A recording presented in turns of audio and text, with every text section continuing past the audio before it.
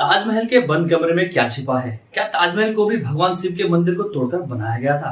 ये सवाल इसलिए क्योंकि इलाहाबाद हाईकोर्ट में एक याचिका दायर की गई है जिसमें अदालत से ताजमहल के उन 22 कमरों को खोलने की मांग की गई है जहां प्राचीन शिवलिंग के होने का दावा है।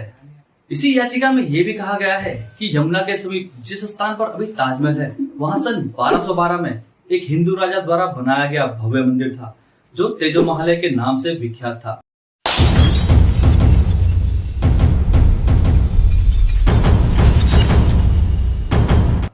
ताजमहल संगमरमर से बना हुआ है और उस पर चित्रित आकृतियां किसी का भी ध्यान अपनी ओर खींच सकती है। कहा जाता है कि ताजमहल को शाहजहां ने अपनी बीवी मुमताज महल की याद में बनवाया था। हालांकि यह बात बहुत कम लोगों को पता है कि मुमताज महल को उसके निधन के बाद आगरा के ताजमहल में नहीं बल्कि ताप्ती नदी के किनारे एक बांध में दफनाया गया था। तो अब सवाल ये उठता है कि ताजमहल से जुड़ी ये अफवाह लोगों के मन में कहां से आई?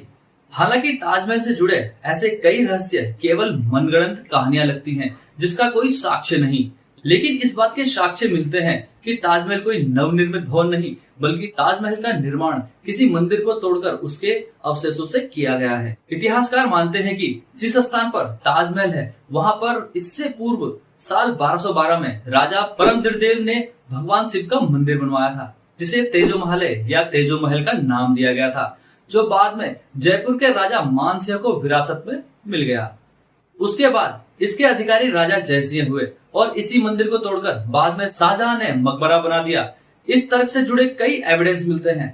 एविडेंस नंबर 1, ताजमहल के मुख्य हिस्से में जो 22 कमरे हैं उनके आकार और बनावट के विषय में ये कहा गया कि वो कमरे उस मंदिर का ही हिस्सा हो सकते हैं और इन कमरों में हिंदू देवी देवताओं की मूर्तियां हो सकती हैं।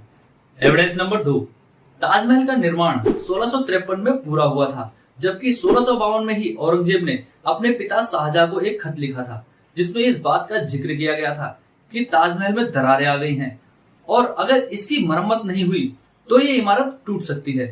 सवाल यह है कि जब ताजमहल 1653 में बनकर तैयार हुआ था तो औरंगजेब 1652 में यानी एक साल पहले ही इसके जर्जर होने की बात क्यों कर रहा था?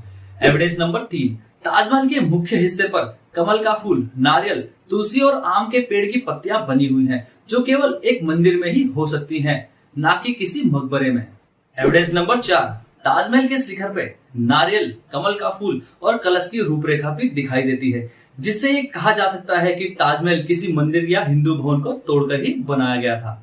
हालांकि ताजमहल से जुड़े उन 22 कमरों के रहस्यों से पर्दा उठाना अभी बाकी है। साथ ही साथ ये भी जरूरी है कि ताजमहल से जुड़े इतिहास को फिर से खंगाला जाए ताकि भारतीय अपनी धरोहर को पहचाने और उसका सम्मान करें। इसी के साथ हम आपसे विदा लेते हैं और आशा करते हैं ये वीडियो आपको अच्छा लगा होगा।